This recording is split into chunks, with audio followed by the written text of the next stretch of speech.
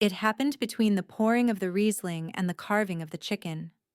Careful not to bump into the old ghost in the corner, Melanie laughed, her diamond bracelet catching the light. Half the table chuckled. The other half stared at their plates. My son stayed silent. My grandson's jaw clenched.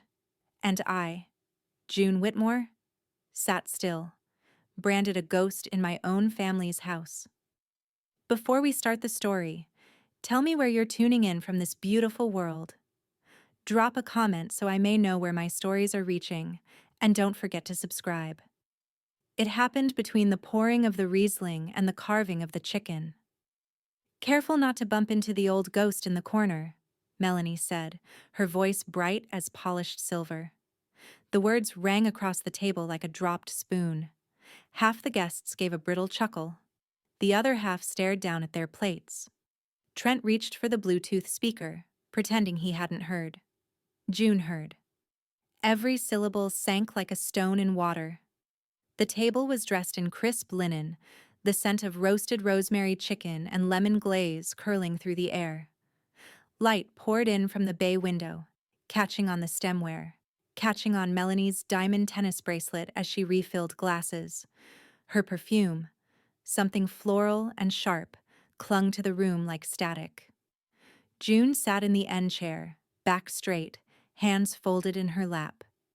She hadn't touched her plate. The joke wasn't for her. It was about her, and it was designed to land without defense. From her left, Noah's head snapped up. He was 17 but still too young to mask his anger. She saw the way his jaw clenched, the way his eyes cut toward her before dropping to his bread plate. "Mom? More chicken?" Trent asked, still not looking at her. "No, thank you," June said. Her voice came out steady, which was more than she expected. Melanie leaned across with a grin meant for the table. "Eat, June." "You're wasting away." A phone appeared in her hand, the camera already up.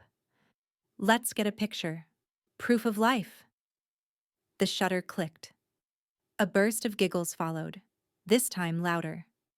June laid her napkin neatly beside her plate and stood. "Excuse me," she said, and walked away before anyone could answer. The hallway was cooler, quieter. She passed family photos. Noah at 5 with chocolate on his face, Trent in his little league uniform, herself younger, holding both of them. The carpet muffled her steps until she reached the back porch, where the old wood planks creaked under her weight. A cardinal hopped along the fence. A lawnmower droned 2 yards over. The air smelled faintly of cut grass and the rain from last night. "You okay?" Noah's voice came from behind her. He carried a glass of water, condensation slipping down his fingers. "I am," she said, though they both knew that wasn't entirely true. "She shouldn't say things like that," he muttered, lowering himself into the chair across from her. "Dad should have said something." June looked at him, really looked. His shoulders were too narrow for the suit jacket Trent had bought him. His eyes, though, were sharp, noticing everything. "Your father prefers to breathe rather than speak," she said gently. Noah huffed out a laugh, but his gaze stayed troubled. "Do you want me to say something?" "No," June said. "Not yet." Through the kitchen window she saw Melanie leaning toward the roast chicken again, camera in hand. This time she posed with it, head tilted, lips pursed like it was the guest of honor. June took a slow sip of water, the cold hitting the back of her throat. "Go back in," she told Noah softly. "Don't let her see she's gotten to you." He nodded and slipped back inside. When June followed a minute later, the air inside felt warmer, almost stifling. She slid back into her chair, ignoring the look Trent didn't give her. Melanie, scrolling through her phone, laughed at something on the screen. "Still alive, barely," she read aloud and set the phone face down on the table. Noah's fork clattered against his plate. Trent cleared his throat. June stood again, more slowly this time. "I'm tired," she said.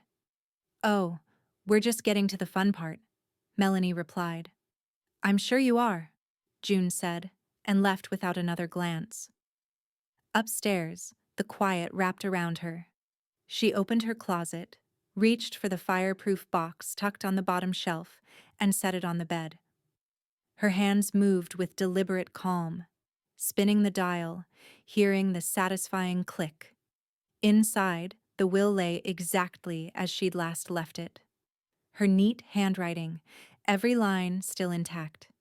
She read through the names until she reached Melanie's, sitting there in black ink, so confident in its permanence. June took the red pen from her nightstand drawer. One clean line, straight, unshaken, slashed through it.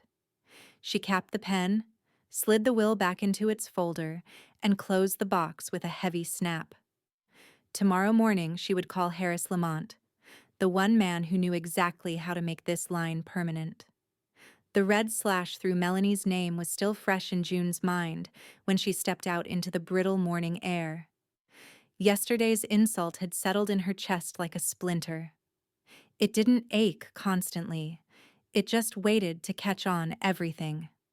By mid-morning, she was downtown, standing under the polished brass plate that read, Harris Lamont, Attorney at Law. She pressed her palm against the heavy oak door, pushing into a quieter world.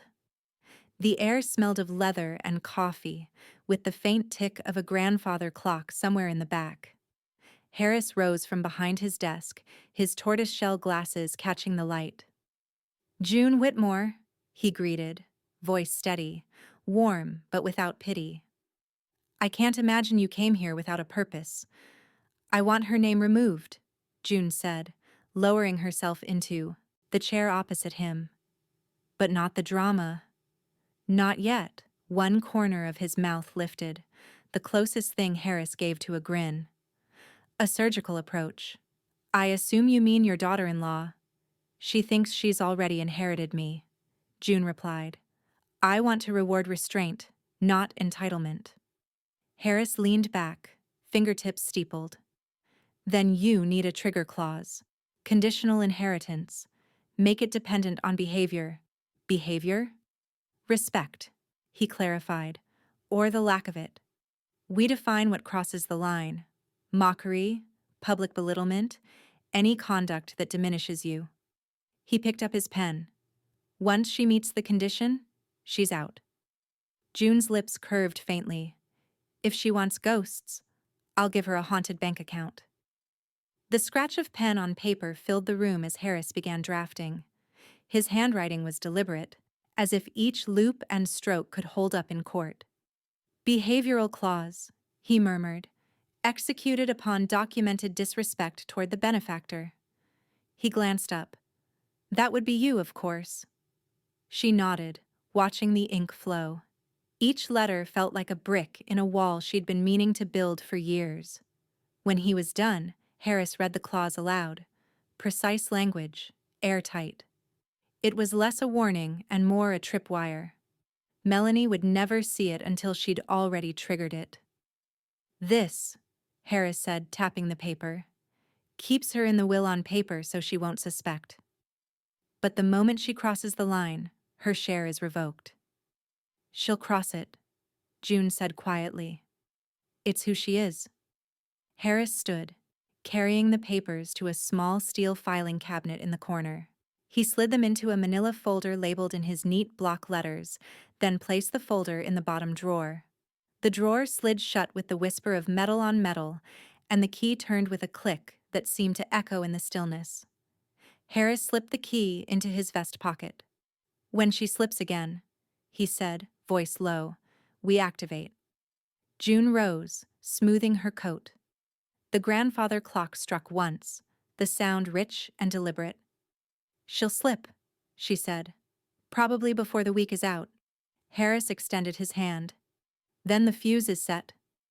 The cold sunlight outside felt different now, sharper, almost alive against her skin. Somewhere behind her, locked in that steel drawer, her plan was waiting. Quiet, patient, and certain. As she walked down the sidewalk, A thought settled in her mind like a promise. All I need now is for her mouth to open one more time. It was almost satisfying, sitting across from Harris again, pen in hand, knowing she was about to pull Melanie's future out from under her without the woman even noticing. 60% to Noah, June said, her voice as steady as if she were ordering tea. Harris nodded, jotting it down. And the rest? 30 to the County Library Foundation. The corner of her mouth softened. They've done more for me than most people with my last name. And the final 10? To friends, she said simply. The ones who've earned it. Melanie's name, when it appeared on the document, sat alone in a narrow line under the behavioral clause. Conditional. Fragile. A ghost of the inheritance she thought was hers by default. When the ink dried, Harris slid the documents into 2 identical fireproof envelopes. One would live in his safe, labeled Whitmore 2, meaningless to anyone else. The other he handed across the desk. Keep it somewhere only you would think to look. That afternoon, June padded down the hall to her linen closet. She reached past stacks of perfectly folded towels and the faint lavender scent of sachets, setting the envelope inside a round biscuit tin at the very back. It looked like something full of stale cookies. And therefore, something Melanie would never touch. With the legal work locked away, June moved to the quieter part of her plan, dismantling Melanie's expectations piece by piece. The check started small, a few hundred to the library's children's program, 1,000 to a literacy nonprofit. Then she grew bolder. 10,000 to restore the old reading room, 15 to digitize the archives. Every time she signed her name in flowing blue ink, she imagined Melanie's face, if she knew. On Wednesday, June walked into the library with a manila envelope under her arm. The head librarian, a tall woman with silver hair pulled into a bun, met her at the counter. This, June said, sliding the envelope across, is for the expansion fund. The woman opened it, gasped softly. $50,000? Anonymous, June said. That part matters. The librarian's smile was warm enough to linger in the air after June turned to leave. Back home, the afternoon light spilled in through the kitchen window, pooling over the small stack of mail on the counter. She made tea, Earl Grey, the scent of bergamot curling up in the steam, and sat by the window. The bank receipt from that morning's transfer lay on the side table beside her cup, forgotten in the comfort of the moment. The front door opened, shopping bags rustled, Melanie's voice floated in, sugary at first, then sharper. Trent, hang on, what's this? June didn't move. Footsteps approached, then stopped in the doorway. Melanie held the slip of paper between 2 perfectly manicured fingers, her eyes scanning the numbers. Her lips formed the words slowly, like tasting something bitter. $50,000. To the library? June lifted her teacup. I like books. That's generous. The way Melanie said it, the word was almost an accusation. Some things are worth investing in, June replied, watching her without blinking. Melanie folded the receipt in half, then in half again, and slid it into her pocket like it was a clue she intended to follow. She turned without another word, but June caught the way her fingers tightened on the paper, creasing it hard. From the kitchen, June listened to Melanie's footsteps fade down the hall, and knew she'd just given her daughter-in-law the first itch she wouldn't be able to stop scratching.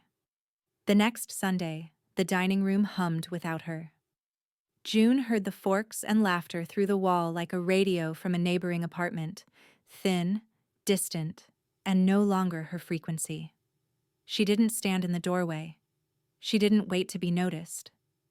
She simply didn't enter. Her phone chirped on the kitchen counter.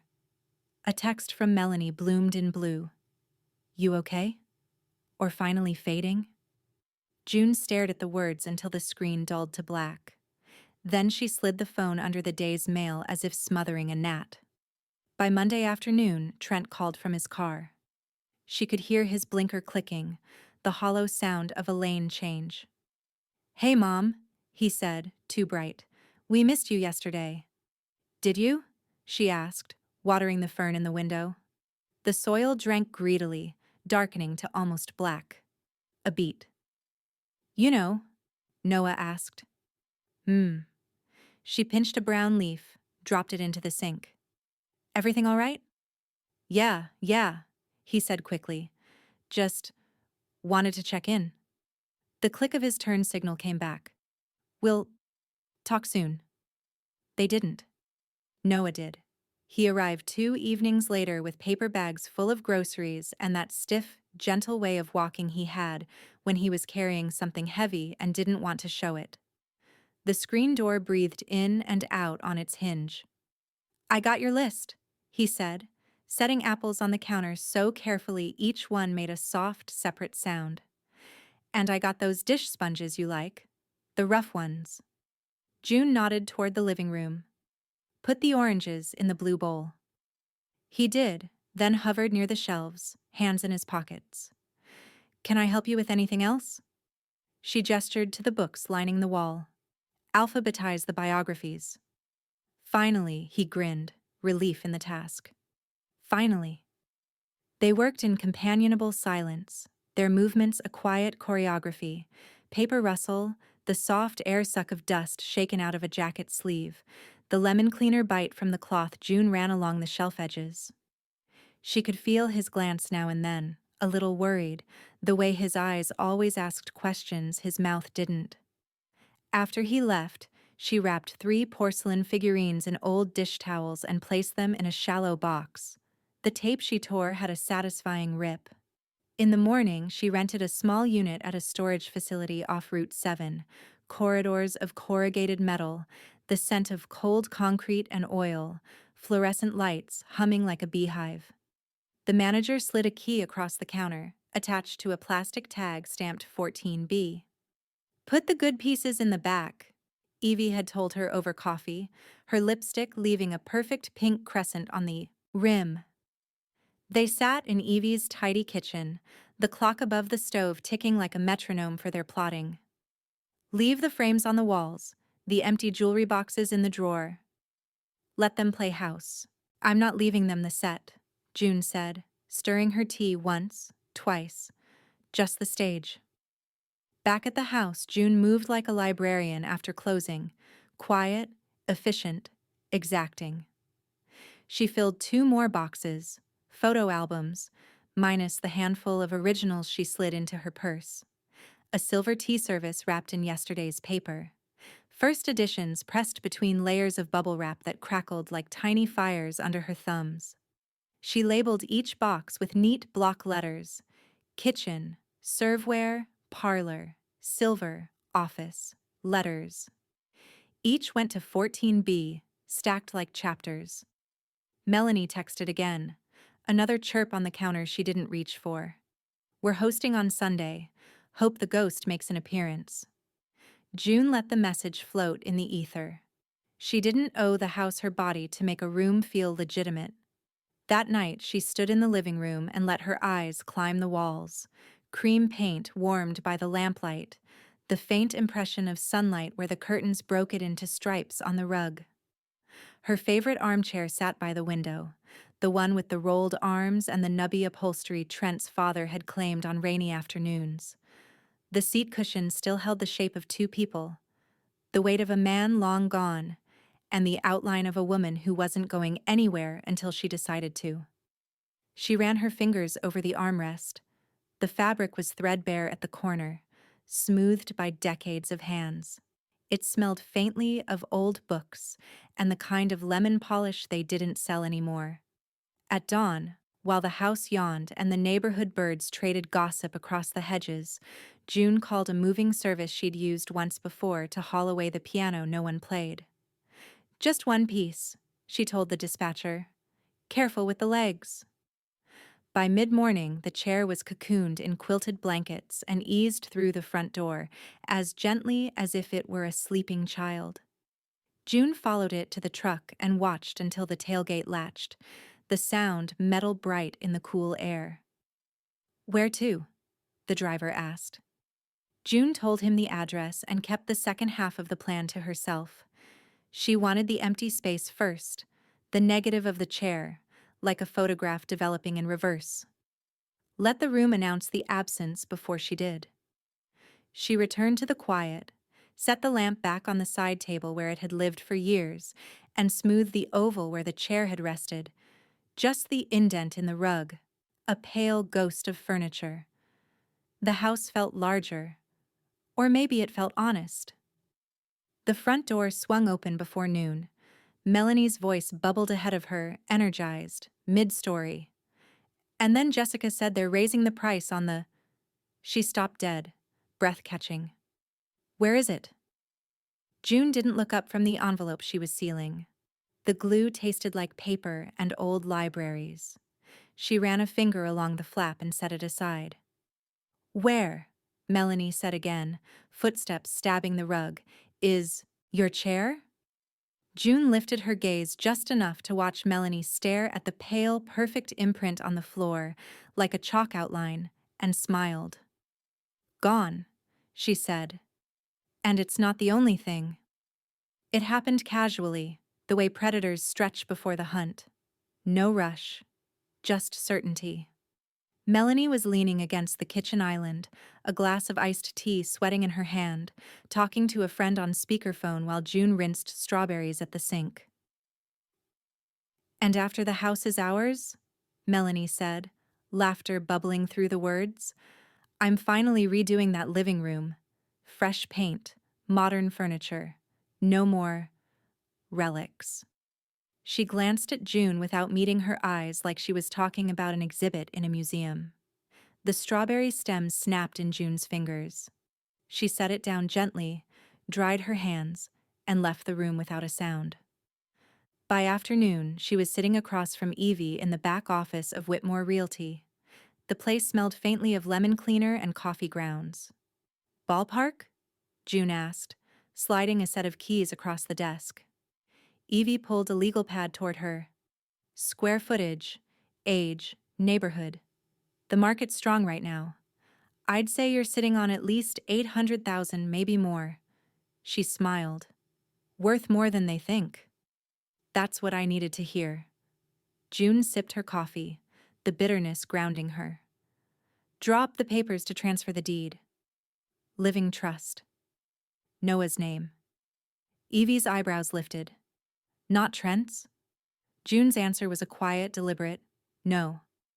By Thursday, the trust was signed, stamped, and sealed. The house, every brick and joist of it, now legally sat under Noah's name. If anyone else wanted it, they'd have to go through him. And June knew exactly which door would stay closed. 2 days later, the appraiser Evie recommended came to walk through. He was polite, careful with his clipboard, tagging certain items for valuation. One of them, a porcelain vase with blue peonies curling around its neck, ended up with a small paper loop tied to it. For valuation only. Melanie found it within an hour. She was in the living room with Trent when she spotted the tag. Her voice pitched high enough to reach June in the hallway. What is this? She held the vase like a hostage, the tag dangling. June stepped in, her expression as bland as her tone. Sentimental junk. I'm decluttering while I still breathe. Melanie blinked, clearly expecting a better explanation. Decluttering? Easier now than later, June said, and walked past her toward the kitchen. It wasn't long before the snooping began. June noticed the slight shift of the envelopes in the hall desk drawer, the way file folders no longer sat flush against one another. The faint scent of Melanie's perfume, something expensive and floral, lingered near her office door in the afternoons when she knew Melanie had been upstairs. 1. Evening. June came home from a library board meeting to find the smallest, most telling sign yet. The brass paperweight on her desk was a 1/4 inch out of place. Melanie was careful, but she wasn't invisible. By the next week, her suspicions had turned physical. June came in from the garden one morning to find Melanie at the hall cabinet, crouched low, rifling through the box of old tax returns. "Oh." Melanie straightened instantly, her laugh too quick. "Looking for some old warranty paperwork for the dishwasher." June smiled without teeth. "Wrong century for that, dear." Later that day, she left the hall drawer unlocked, not as an oversight, but as bait. Sure enough, 2 afternoons later, Melanie took it. June had left only one thing inside worth finding, the top third of a shredded legal document, the rest missing. But even that fragment was enough to show a few damning words. Living trust. Beneficiary, Noah Whitmore. Melanie's own name was nowhere on the page. Colon. Standing alone in the hallway, the paper trembling slightly in her grip, Melanie realized she was being shut out. Not just emotionally, but legally.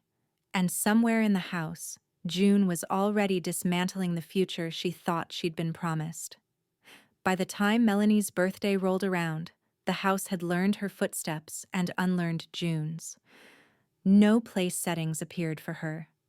No, "Are you coming?" texts. Only silence, glossy and deliberate. At 7:14 p.m., June's phone buzzed on the kitchen counter. A notification from Trent's social feed bloomed across the screen. A group photo at a candlelit bistro. String lights, cocktails, a cake with gold sparklers. Melanie leaned into the center, chin tipped high. The caption read, "Family is everything." June let the phone dim on its own. Then it buzzed again. "Noah, this feels wrong." She wiped a circle clear on the fogged kitchen window with the side of her hand, the night beyond reflecting her face back at her, faint and calm. "Nothing feels wrong when you expect nothing," she typed. There was a long pause. 3 dots appeared, vanished, reappeared. Finally, Noah sent a single word. "Still."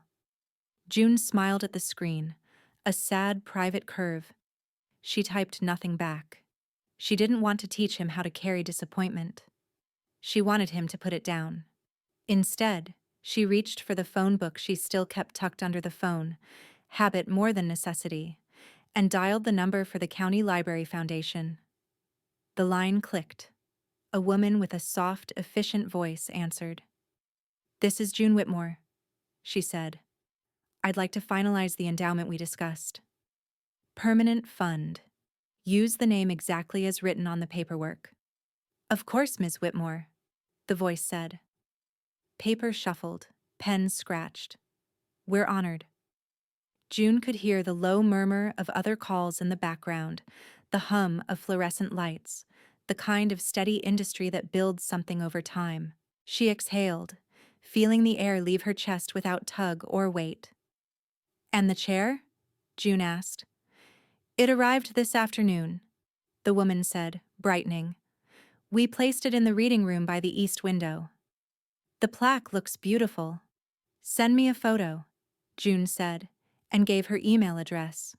She made tea while she waited, the water moaning into a boil, the steam fogging the glass. When the email pinged her inbox, she opened it at the table, elbows on the wood, glasses low on her nose. There it was, her armchair, reupholstered in a quiet gray, seated beneath the old mullioned window. Sun pooled across the cushion like a blessing. Children's books lined the low shelf beside it, a tower of dog-eared favorites. The brass plaque glowed on the arm, still listening. In honor of June Whitmore. She touched the screen with her fingertip, the way you might touch an old friend's cheek in a photograph. In the background, someone had captured a candid, an older man in a pea coat reading aloud to a little girl with pink barrettes. The girl's shoes dangled, not quite reaching the floor. The moment was so ordinary it felt holy. Outside, wind worried at the gutters. A siren wailed and faded. June forwarded the photo to Noah with no commentary. He didn't reply. He didn't need to. An hour later, the house door opened and closed, voices scattering like marbles. Melanie's laugh slid down the hall, sugar cut with glass. June stayed in the kitchen, rinsing her cup. The bistro smells clung to them as they passed. Truffle oil, wine, someone's cologne that arrived a second before Trent's apology. "We missed you," he called, not stopping. "Did you?" she asked the sink. Water ran, warm and steady. In the living room, Melanie's phone chirped, then chirped again. "Ugh," she said, gleefully irritated. "Mom is blowing up my comments." A beat, a grin in her voice. "She loves that photo." Trent murmured something too low to catch. June dried her hands on a towel, smoothed the edge of the fabric, and returned the kitchen to neutral. Cup away, light off, floor quiet. In her room, she sat at her desk and opened the photo of the chair again, then the receipt from the foundation's email. The Whitmore Listening Fund, Permanent Endowment. The word permanent sat there like a pressed flower, delicate and indestructible all at once. Her phone buzzed. Another tagged post. Against better judgment, she tapped it. The bistro photo filled her screen again, comments stacking like a chorus beneath it. Compliments, heart emojis, clinking glasses. Then a new line blinked into place, neat as a scalpel cut. From Marla H., Melanie's mother. Well, at least she got a chair. June watched the comment sit there, naked and accurate, and felt the floor tilt. Because the first crack hadn't come from Melanie at all. It had come from home. The Saturday sun rose slow and honey-colored, the kind that made dust motes look like gold coins, drifting in the air. June had been up since dawn, letting the kitchen fill with the scent of cinnamon and browning butter. The waffle iron hissed softly on the counter, a second batch puffing steam as she lifted the lid. The dining room table, once the site of tense family meals, had been reset in miniature. A linen runner in pale blue, mismatched china that carried its own history in chips and faded florals, silver forks polished until they caught the morning light like new. In the center, a low vase of lilacs from her garden, their perfume threading into the warm scent of maple syrup. By 10 o'clock, Noah arrived first, holding a square object wrapped in brown paper and twine. His hair was mussed, like he'd been up late. He grinned shyly, setting the package beside the coffee carafe. "What's this?" June asked, drying her hands on her apron. "For the stories they ignored," he said simply. Inside was a hand-bound book, the cover pressed from heavy navy cloth. Inside, the pages were blank except for a title in his neat handwriting, June Whitmore. The Life She Chose. Her throat caught. She ran her palm over the fabric cover, feeling the texture beneath her fingertips. "Some chapters," she murmured, "aren't family-friendly." "Then write them anyway," Noah said. Evie swept in next, the screen door clapping lightly behind her. She wore one of her wide-brimmed hats and carried a bottle of sparkling cider. Two neighbors followed, a retired music teacher named Harold and his wife May, who lived 3 houses down and always brought homemade jam in tiny glass jars. Within minutes, the table was alive. Old jazz from June's record player filled the corners of the room, Benny Goodman, soft and brassy, the kind of music that made you lean back in your chair. Plates clinked, syrup poured in slow amber ribbons, waffles stacked high and warm. Harold told a story about the time he'd gotten locked in the school music room during a thunderstorm. May teased him about being afraid of the timpani. Noah listened, half smiling, the way people do when they've been missing the sound of easy conversation. Evie raised her glass midway through the meal. "To women who choose themselves last," she glanced at June, and finally stopped. Laughter rippled around the table.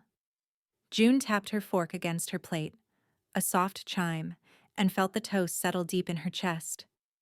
When the plates were nearly empty and the sun had shifted across the tablecloth, Noah leaned in, voice low enough that only she could hear. "Will you ever tell them? About all this?" June looked toward the kitchen, where the morning light was breaking into stripes across the tiled floor. The question hung there, like steam above the coffee.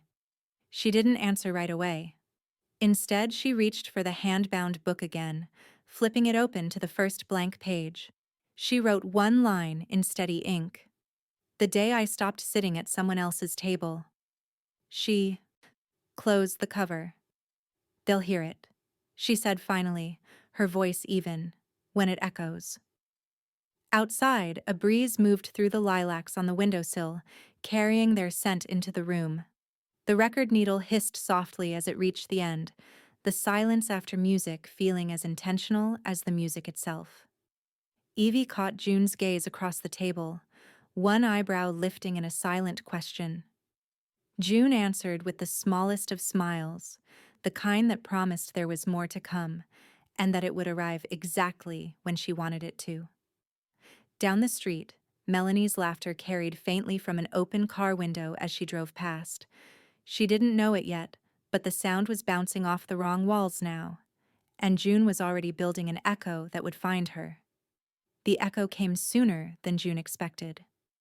Late afternoon light slanted through the living room, laying long gold ribs across the rug.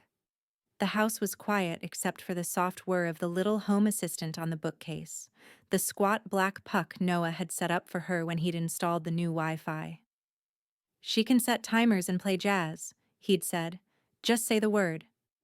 Today, the word came from Melanie. "I swear she's haunting this house like a moldy smell," Melanie snapped, her voice sharp enough to cut the air. She paced the hallway on her phone, the heel of her shoe ticking against the hardwood in irritated punctuation. "I don't care if Trent hears it. I am sick of the old ghost act. If she wants to be invisible, she can start by leaving." The assistant's blue ring flared as if the device had pricked up its ears. June didn't move. She held perfectly still in her corner chair, the new one, a simple oak spindleback she'd brought in as a placeholder, and let the words pass over her like cold water. Her hands stayed steady in her lap. Her breath did not hitch. Caroline from the library had taught her once that when you're being read aloud to, the trick is to receive without reacting. It applies to insults, too. "Alexa, remind me to call Evie about the appraisal," Melanie said to the wall, still pacing, still fuming. Then, "Alexa, play something that isn't ancient." Another slur muttered under her breath, just loud enough to be picked up by a microphone designed by men who'd never intended to mediate family wars. The blue ring pulsed again. Somewhere in the cloud, a transcript stitched itself together. That evening, after the house coughed Trent and Melanie out for dinner, June stood in front of the device and spoke with the same calm she used to shush children in the library. "Alexa, play back today's voice history." A list chimed into being on her phone. Requests, timers, and then, there it was. "I swear she's haunting this house like a moldy smell. Old ghost. She can start by leaving." June pressed the triangle and let the sound fill the room. The recording had that soft, faintly tinny quality that made everything feel both undeniable and unreal. When it ended, the room clicked back into silence. Her tea had gone cold. She took one sip anyway, for the principle of it. The next morning, Harris slid the phone across his desk toward her, the recording queued up. He listened with his eyes closed, the way some people taste wine. When it finished, he exhaled through his nose in something like a laugh. "That'll do it." June nodded once, a librarian approving a citation. Harris turned to his computer, fingers moving with crisp efficiency. "We'll generate an activation notice and an internal memo for the trust. The language you chose gives us a clean tripwire. Mockery, public or private, captured and verifiable. And this is both." He glanced up. No pushback from a judge. It's contemporaneous, clear, and not taken out of context. He printed 2 pages, initialed both, and slid the folder toward her. The paper was warm from the machine. The black ink sat on it like something you could touch. "What happens next?" June asked. Nothing dramatic, Harris said, smiling a little. The most elegant part of a trap is the quiet snap. We mark her share as forfeited. We lock the accounts. We reissue the beneficiary list with her name removed. She'll only know when she tries to lean on it. June picked up the pen and signed where he pointed. Her signature flowed, confident and unshaken. Also, Harris added, almost as an afterthought, Noah set up that device for you, didn't he? He did. That means the audio history is tied to your account, Harris said, satisfied. Chain of custody is perfect. And because the assistant confirmed her voice, see this little waveform ID, it's her. No argument about someone else using my phone. A small, unexpected warmth opened in June's chest, something like gratitude disguised as strategy.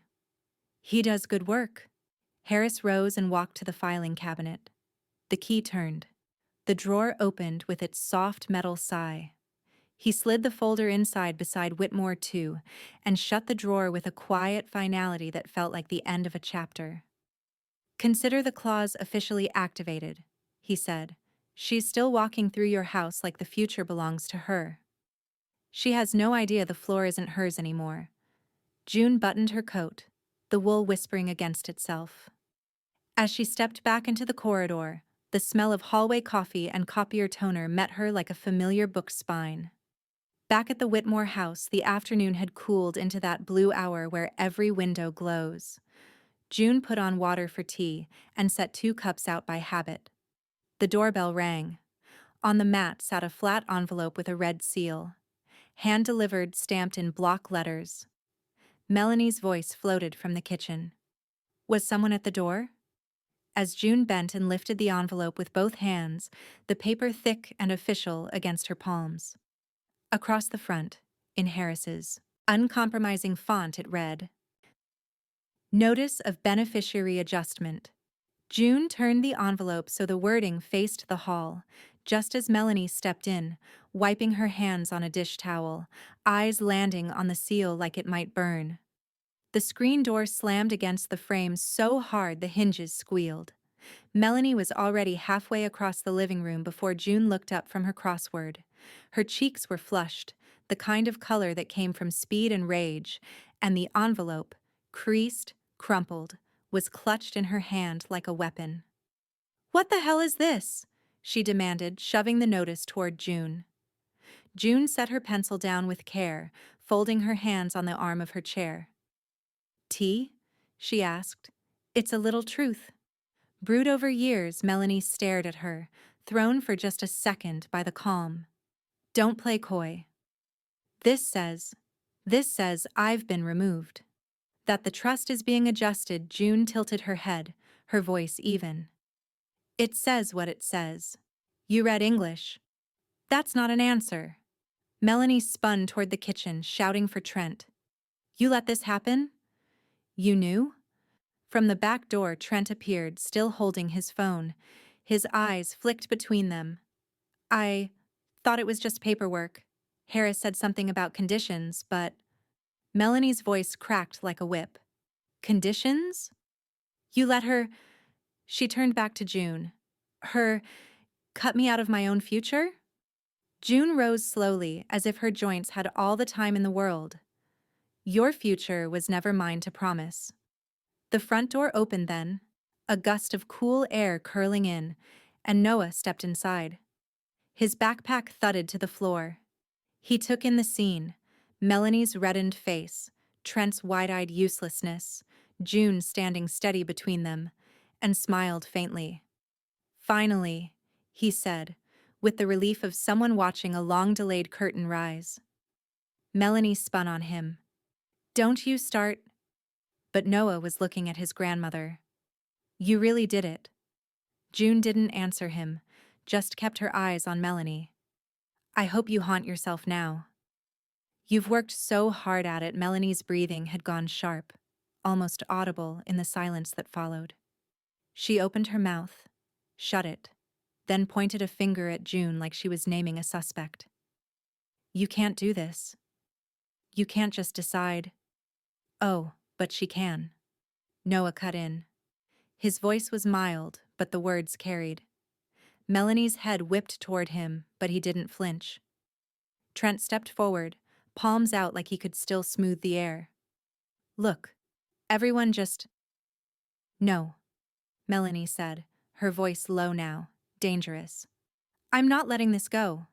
She stalked toward the door, her heels snapping against the wood floor. At the threshold, she turned. You're going to regret this, old woman. June didn't move. That's the difference between us. I've never made decisions I regret. The screen door cracked shut behind her, the sound a clean final stroke at the end of a sentence. In the yard, they could hear Melanie's voice already climbing into her phone. Yes. Hi, I need to speak with a lawyer. Tonight, her car door slammed, the engine flared, tires crunching over gravel as she pulled away fast enough to kick up dust into the open windows. Trent sank into the sofa, running both hands over his face. God, Mom, you couldn't have, I don't know, eased into this? June picked her crossword back up. I gave her years to ease into being decent. She didn't take the offer. From the corner, Noah was leaning against the wall, a quiet grin breaking over his face. She's going to make this worse for herself, you know. If she sues, she's just handing you more proof. June didn't look up from her pencil. Then let her dig. It's hard to stop someone who's convinced they're holding the shovel. Outside, Melanie's car was already gone, but her fury lingered in the house like a faint, bitter perfume. Down at the end of the street, Melanie was still on the phone, this time pacing in front of the bistro patio, her voice rising. She wasn't just calling a lawyer, she was repeating every insult, every bitter phrase she'd ever used about June, into a line that could be recorded, subpoenaed, and played back in a courtroom. The legal trap had just baited itself. By Monday, Melanie had a lawyer with a glossy website and a billboard smile. By Tuesday, he'd filed a petition questioning June's competency. Let her, June told Harris over the phone, voice steady as the second hand in his office clock. I've cataloged more chaos than she's created. The courthouse smelled like floor wax and coffee that had been left on a warmer too long. Fluorescent lights hummed overhead. Melanie arrived in a tight navy sheath and sharper than necessary heels, her lawyer at her elbow, both of them radiating performance. Trent hovered a pace behind, eyes on the scuffed tile, and Noah sat beside June, thumbs still on his phone, but watching everything. Ms. Whitmore, the judge began, peering over half-moon glasses. There's a petition here, alleging diminished capacity. Melanie's lawyer rose, smooth as a TV anchor. Your Honor, our client has serious concerns regarding Ms. Whitmore's ability to understand the consequences of recent estate changes. We request an immediate competency evaluation and a temporary halt on all transfers. Harris stood without fuss. Your Honor, my client welcomes evaluation. In fact, we've already scheduled one. He laid down a folder with the neatness of a man setting a place at a table. In the interim, we'd like to introduce exhibits A through D. June's name looked handsome on the evaluation paperwork. The doctor who administered it had asked her to recite sequences of numbers backward, draw intersecting pentagons, interpret a short proverb, recall an address after a 10-minute delay. June had left with a mint and a compliment. Most 40-year-olds don't score this cleanly. Now Harris slid the results forward. Exhibit A, cognitive assessment, administered last week, flawless. Exhibit B, 5 years of tax returns prepared and filed personally by Ms. Whitmore, including itemized deductions and attached schedules. Exhibit C, minutes from her tenure on the County Library Foundation. She chaired 2 committees and drafted policy language adopted last year. Exhibit D, timeline of estate changes prepared by counsel, deliberate, spaced over months, each decision documented and witnessed. He turned, just slightly, to look at Melanie's table. The petition claims rashness. We show strategy. The petition claims confusion. We show records. Melanie's lawyer flipped pages, a crease forming between his eyebrows. Melanie whispered quickly, urgently. The whisper sounded like paper tearing. The judge adjusted her glasses, scanning. Ms. Whitmore, can you tell me why you made these changes when you did? June stood. The wooden pew creaked under her, and the courtroom's cool air brushed her hands. I was mocked in my home, repeatedly. I planned for dignity. I revised my will to reflect respect. I put it in writing because paper is the only thing in that house that doesn't argue. A small cough of a laugh escaped someone in the back row before dying in the judge's look. And this recording? The judge asked, tapping the transcript Harris had included from June's home assistant. Within the last week. Yes, Your Honor, Harris said. It corroborates the pattern. Melanie's lawyer half rose. Objection as to privacy. Overruled, the judge said, not looking up. It's her device. Her account silence settled in layers. The distant stamp of a clerk down the hall, the dry whisper of a page turned, the faint tap of Noah's foot as he kept time with his patients. The judge set the papers down at last and folded her hands. This petition reads less like concern and more like leverage, she said. It is dismissed. Ms. Whitmore's capacity is clear. Further, I am entering a warning. Continued filings of this nature may be considered harassment. Melanie's face went slack, the first honest expression June had seen on her in months. The lawyer beside her blinked, recalibrating his smile. Counsel, the judge added, peering over her glasses, have a conversation with your client about the difference between disappointment and legal standing. When they filed out into the corridors echoing bright, Melanie grabbed her lawyer's arm, voice a low hiss. We appeal. We threaten the trustee. He gently removed her hand. Ms. Whitmore is competent. The record is against us. I can't proceed on this. It's reputationally unwise. His business card vanished into his pocket. I'll have my office send the final invoice. What? Melanie's voice pitched. Up. A warble. You're dropping me? Good day, he said, and was gone, footsteps hollowing away down marble. Trent rubbed a hand over his jaw, eyes flicking between his wife and his mother. Mel, maybe we just... Don't! She snapped. Then, realizing who still stood there, she straightened. This isn't over, she told June, but it sounded like she was trying to convince herself. June looked at Harris. Anything else? One more thing, he said, pulling a slim envelope from his briefcase and handing it to Trent. The seal made a soft tear as Trent opened it. His eyes scanned the page. Color drained from his face like someone had turned down a dimmer switch. He read aloud, voice flat. Notice. Inheritance claims voided until further notice, pending activation of behavioral clause and beneficiary reassignment. Noah exhaled, a sound halfway between a laugh and relief. Melanie reached for the paper and Trent held it out of her grasp, as if suddenly remembering it might burn. The fluorescent light hummed louder for a moment. Or maybe that was just the blood in Melanie's ears. She stared at June, seeing, really seeing, for the first time that the old woman who haunted the living room had, in fact, been laying foundations under her feet. Melanie's phone buzzed in her hand, an unknown number. She answered on reflex, and a clipped voice said, Miss Whitmore? This is a reporter with the County Ledger. We have questions about a dismissed competency suit and a recording.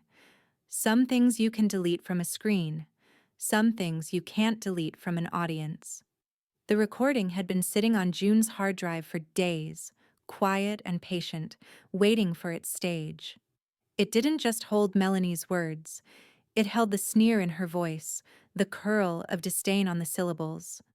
I swear, she's haunting this house like a moldy smell. One click, and June sent the file to a local podcast she listened to religiously.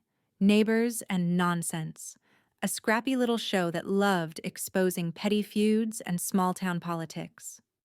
Harris had already checked the legalities. June owned the device, the account, and the data. Melanie couldn't claim a shred of it.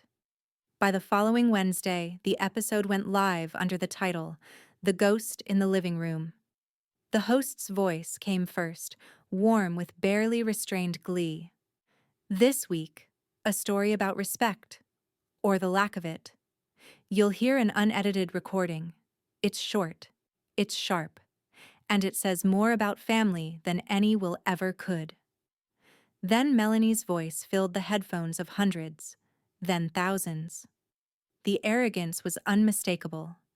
It didn't take long for the comments to flood in. Who talks like that to their MIL?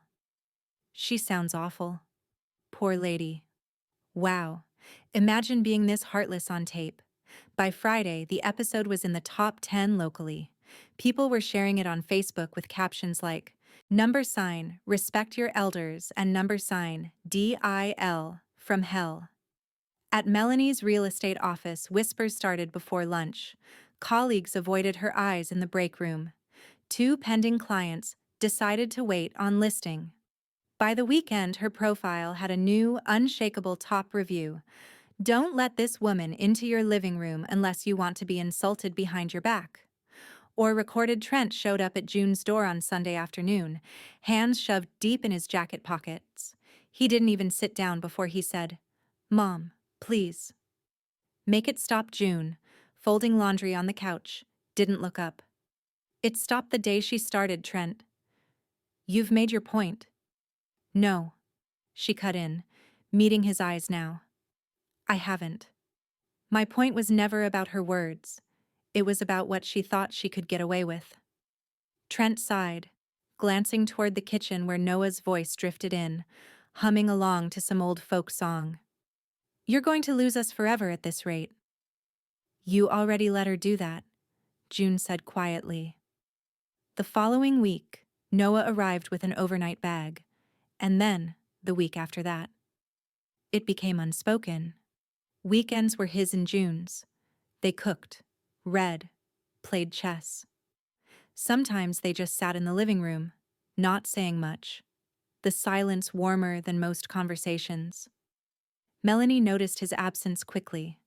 The first Saturday she called his phone, Noah glanced at the screen and silenced it without a word. June didn't comment, but she did refill his tea. Meanwhile, Melanie tried damage control. She posted vague Facebook statuses about being misunderstood and out-of-context clips. She DM'd the podcast demanding they take it down. They didn't even respond. Her final move was desperate. She posted an apology video, the backdrop carefully staged with fresh flowers and good lighting. It lasted 3 minutes, full of phrases like, "If anyone was offended," and "Family can be complicated." The comments were merciless. "Too little, too late."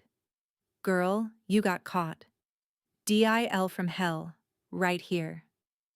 And then, the one that stuck. "Imagine trending for being a bad person." Yikes. Monday morning, Melanie woke to 43 new notifications. Her phone buzzed nonstop. She clicked one and froze. It was her own face on a meme, eyes mid-blink, mouth curled into the exact sneer from the audio. The caption read, "The moldy smell you can't Febreze away." Her hands shook as she scrolled. Post after post, shares, hashtags, the same audio clip stitched into TikToks. And there it was, a trending tag she couldn't smother no matter how fast she reported posts. Hashtag DIL from hell. At the bottom of her feed, a new post stopped her cold. A photo of June in front of the local library, holding a plaque.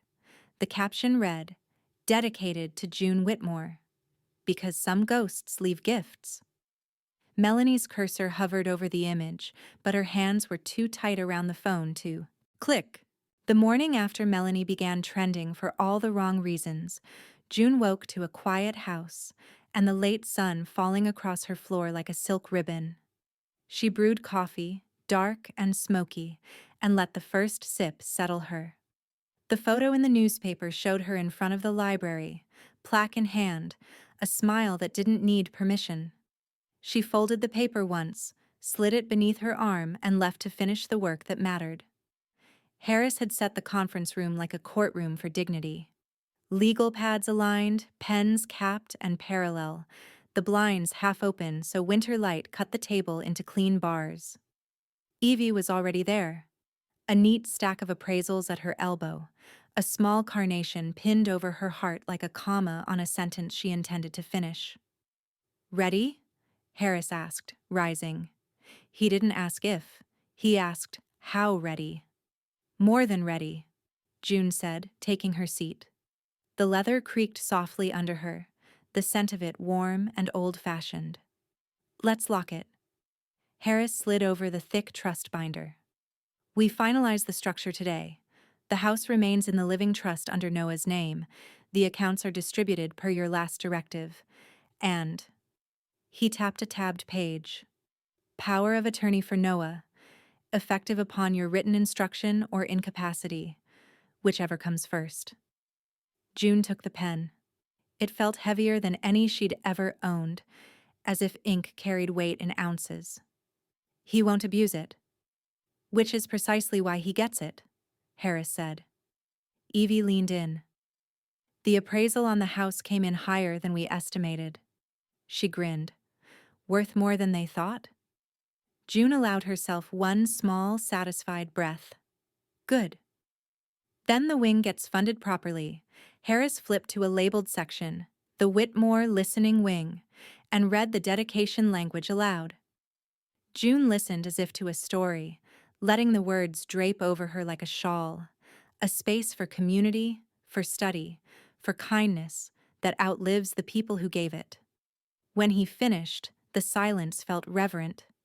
"Let's make that real," she said, and signed. Evie slid a velvet pouch across the table. Inside, the family jewelry glowed dully in the pale light, the heavy sapphire brooch, a tennis bracelet, a handful of rings that had watched 3 generations lift glasses and close fists. June weighed the pouch in her palm, memory a series of small, bright stings. "I'll courier this to the women's shelter today," Evie said. "Anonymous, per your note." June closed her fingers around the velvet and then released it. "A better home." "Than a safe," Harris agreed. "And safer than a bragging mouth."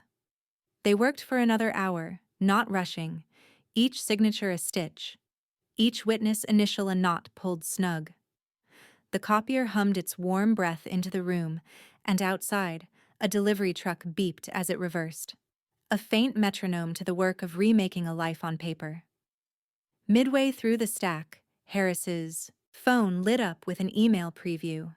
He glanced at it, then turned the screen toward June. From Melanie Whitmore. Subject: an apology. June didn't reach for the phone. "Read it," she said. Harris scrolled. "June, I regret how things have escalated. I was emotional. The podcast twisted things. For the sake of family, perhaps we can meet privately and discuss undoing whatever punitive steps have been taken. I'm willing to apologize if necessary." He looked up. "There's more." "It doesn't get better?" Evie snorted. "That's not an apology." "That's a coupon." June let the words pass through her like smoke. She turned her pen over in her hand, watching the light catch the clip. On the wall, the clock ticked with the clean certainty of minutes being used well. "Do you want to respond?" Harris asked. June thought of the chair by the library window, already gathering stories and small hands. Of Noah's quiet presence in her kitchen, weekends full of chess and waffles. Of the way Melanie had spoken to the air and expected silence to keep her secrets. Her phone buzzed in her bag. She didn't check it. She slid the signed page back to Harris and reached for the next, steady and unhurried. Outside, a cold wind rattled the bare branches against the window, a soft clatter like knuckles on a door she didn't plan to open. "No," June said at last, voice even. "Let her wish she'd left me invisible." Harris closed the binder with a decisive thud, just as Evie's phone vibrated. She checked the screen, blinked, and lifted her eyes to June. "You might want to see this," she said. "Someone's at your house." The lock didn't give easily. Melanie's nails, sharp, glossy, expensive, scraped against the brass as she twisted the letter opener she'd jammed into the filing cabinet's seam. She was sweating, but the house was cool. The air smelled faintly of old cedar and lemon polish, the scent of a space kept for memory, not for her. A final shove, and the drawer slid open with a reluctant sigh. Inside, file folders stood like obedient soldiers, neat, labeled, too orderly to be innocent. Near the back, under a manila folder marked House Repairs, she spotted it. A single ivory envelope, thick, heavy, her own name written across the front in the curling script of someone who still used fountain pens. She turned it over. The flap was sealed with a wax stamp, dark green, pressed deep with a W for Whitmore. Below it, in smaller, sharper ink, the words, "In case of entitlement." Her pulse jumped. She hesitated only long enough to listen for footsteps. None. Trent was at work, Noah at school, June at the library, playing queen of her paper kingdom. Melanie slid a finger under the flap and tore it open. The paper inside was thick, almost velvety, the ink a deep blue that caught the light. The letter began without preamble. "You spoke as if I was gone. So I wrote this while listening." Her mouth went dry. She read on. "You called me a ghost, a smell, a shadow in my own home. You took my chair before I'd left it. You made the air colder, not with what you said aloud, but with what you hoped would happen next. I decided to grant you exactly that, my absence. But absence doesn't mean you inherit what's left behind. It means you inherit the space you created." Empty Melanie's grip tightened on the page until it trembled. "By now, you may have discovered you're absent from more than just my dinner table." Enclosed as the proof, she reached into the envelope and pulled out a second sheet, an official-looking document. Her eyes scanned down the familiar columns of legalese until she saw it. Her name, cleanly blacked out with a line so straight it looked printed, not drawn. Beneath, Noah's name, bold and undeniable. Her breath hitched. The last item in the envelope was a glossy 5x7 photo. June, in a tailored navy coat, standing before a brick facade with gold-lettered signage, the Whitmore Listening Wing. A ribbon dangled from her hand, already cut. A crowd clapped behind her. June's smile was warm but unyielding, the kind of smile you gave a camera, not a person. Melanie stared at it so long her eyes blurred. The sound that escaped her throat was somewhere between a laugh and a snarl. Then she crumpled the photo in her fist, the edges biting into her palm, and let out a scream that clawed the air. She ripped the will copy in half, then into quarters. The tearing filled the room like applause in reverse. The pieces fluttered to the carpet, pale confetti for a celebration she'd never attend. She grabbed the photo, flattened it just enough to tear it too, until June's face was split down the middle. The cold in the room seemed to sharpen. She was breathing hard now, the paper scraps sticking to her hands. The faint hum of the refrigerator in the kitchen was suddenly too loud, a mechanical reminder that the house didn't care who owned it. She needed to burn it. All of it. She swept the shredded pages into her arms and stalked to the fireplace. The grate still held the remnants of last week's fire, charred logs, gray ash. She knelt, struck a match, and fed the pieces in one by one, watching edges curl black and words dissolve into smoke. The photo went last. June's smile vanished in a quick flare, the ash collapsing inward like a secret folding shut. Behind her, the floorboard creaked. Melanie froze, her hand still in the air, the smell of scorched paper mixing with cedar and something warmer, aftershave. Trent stood in the doorway, His face was unreadable, eyes flicking from the fire to her empty hands, then to the open filing cabinet behind her. They stared at each other for 3 long beats. And then, without a word, Trent turned and walked away. The sound of his shoes on the hardwood faded, each step quieter, like a door closing that would never open again. Melanie turned back to the flames, but the last scrap in the grate refused to burn, just a single line of ink, stubborn and legible. "You spoke as if I was gone." The house had a way of remembering who loved it. On June's birthday, the light came in like it knew where to land. On the framed photos, on the bowl of lemons, on the old wood floor that had outlived 3 sets of arguments and still gleamed when you asked it nicely. The air smelled of buttercream and lilacs. A ribbon of jazz curled out from the turntable, low and warm. The doorbell chimed once, then again, in polite insistence. Noah let himself in with his own soft key, juggling a bakery box and a bouquet of wildflowers wrapped in newsprint. He'd grown taller in the months since the courtroom, shoulders squarer, jaw less boy. He set the cake on the counter and the flowers in the sink, filling it with water that hissed and frothed around the stems. "Happy birthday, Grandma," he said, hugging her long and tight. "Thank you for the cake," June said into his shoulder. He smelled like laundry soap and cold air. When he let go, she tapped the lid. "What am I unboxing?" "Lemon and raspberry," he said. "The lady at the bakery said it's a favorite of women who know what they're doing." June laughed. "I'll accept that stereotype." Evie arrived next in a linen dress with a cardigan thrown carelessly over her shoulders and a sealed envelope she tucked beneath the breadboard. "Not money," she said before June could protest. "Just a note from the library board. They voted to add more armchairs under the east window." "More chairs?" June pressed a hand to her heart. "Isn't that how we started this?" Evie grinned, then reached for 2 champagne coupes. "Exactly how we keep going." Neighbors trickled in, May with a jar of peach jam, Harold with a tin of candied nuts, Mr. Rahman from the corner house carrying a teapot shaped like a cat that made everyone laugh, instantly lowering their shoulders. Conversation began in pockets and then braided. The weather, a new mural downtown, the way the library wing had turned into a place where teenagers actually wanted to sit and shut up for 45 minutes. Then the voice from the podcast was suddenly in the doorway. Robbie, short for Roberta, carried a chaotic bouquet of zinnias and sunflowers and whatever else had been brave enough to bloom that morning.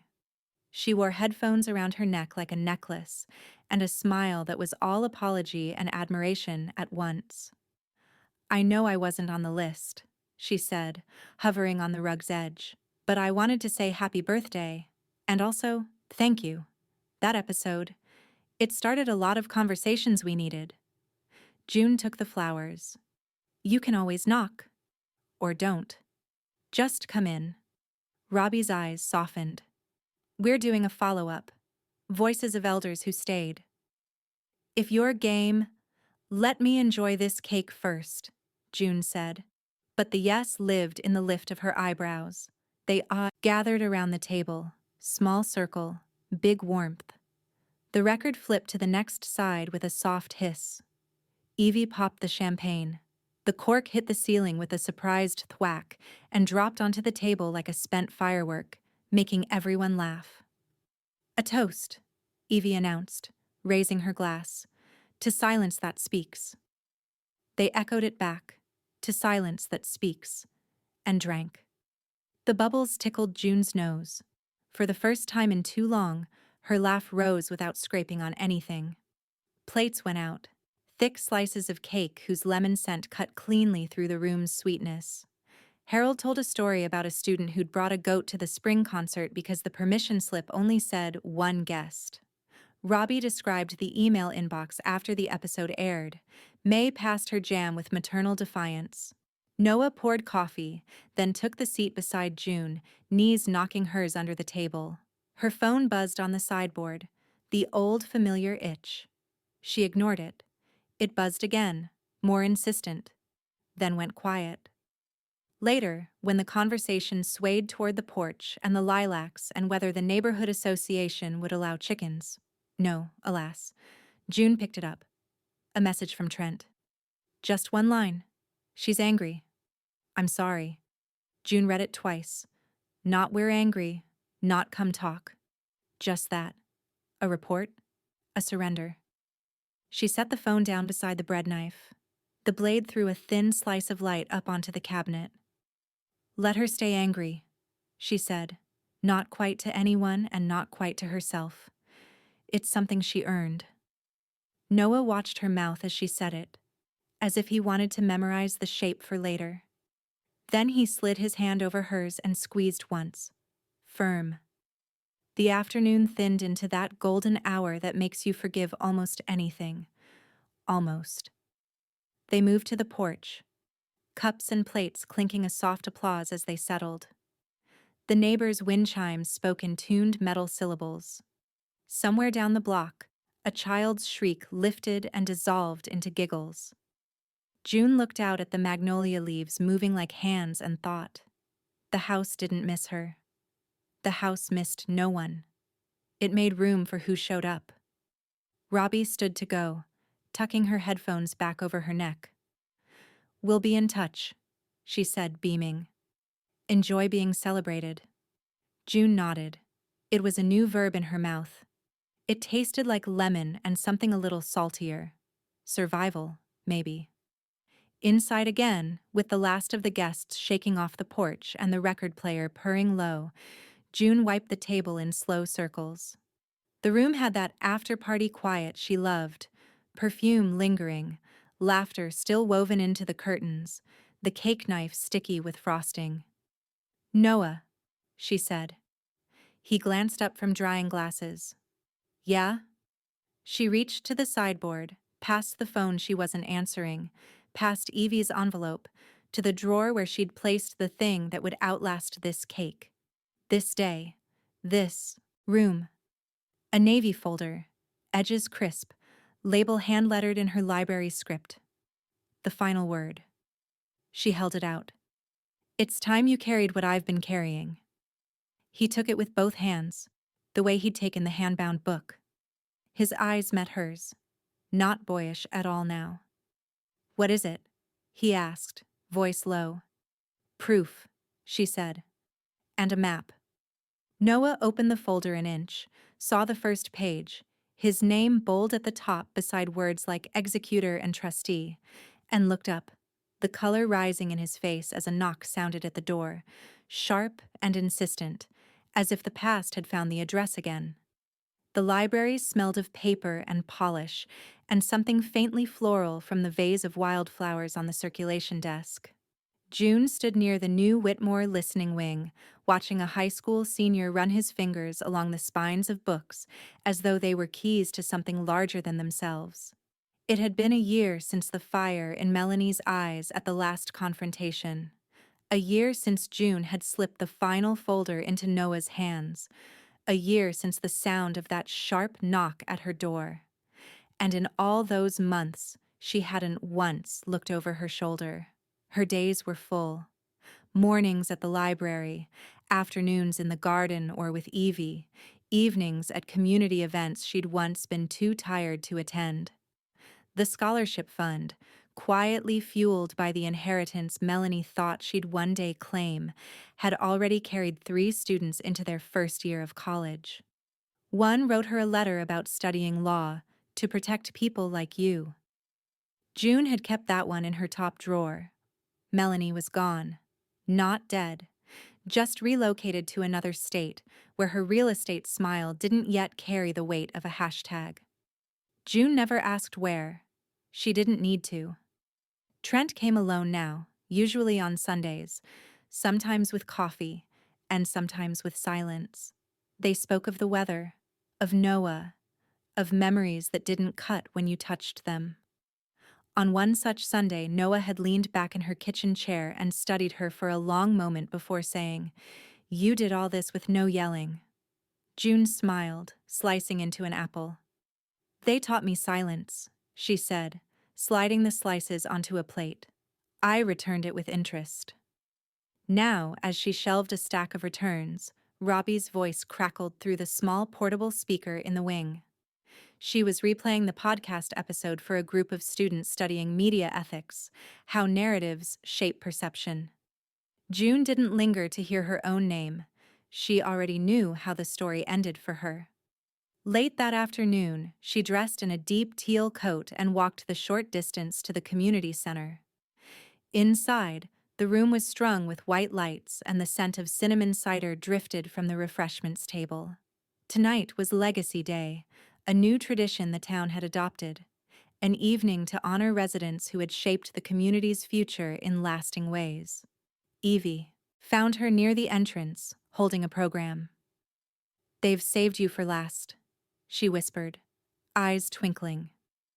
The evening moved in warm waves. Introductions, applause, stories of kindness that had outlived the moment they were given. And then, the MC called her name. She stepped up to the podium, the sound of chairs shifting as people leaned in. Noah was there, standing in the back, hands in his pockets, eyes locked on her.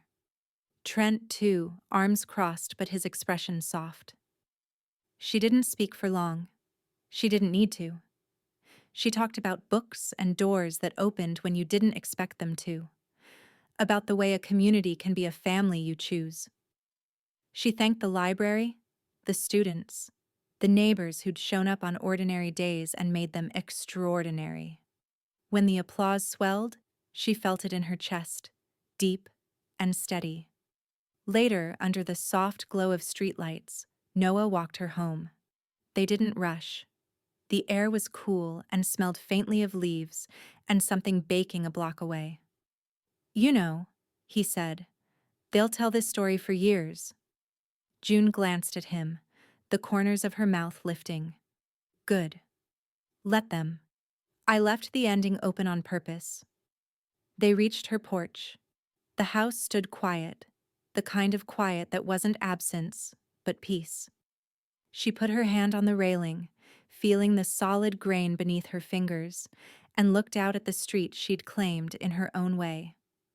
"She called me a ghost," June said softly, almost to herself. "But I left footprints she'll never outrun." And then she went inside, shutting the door with the gentle finality of someone who had already won.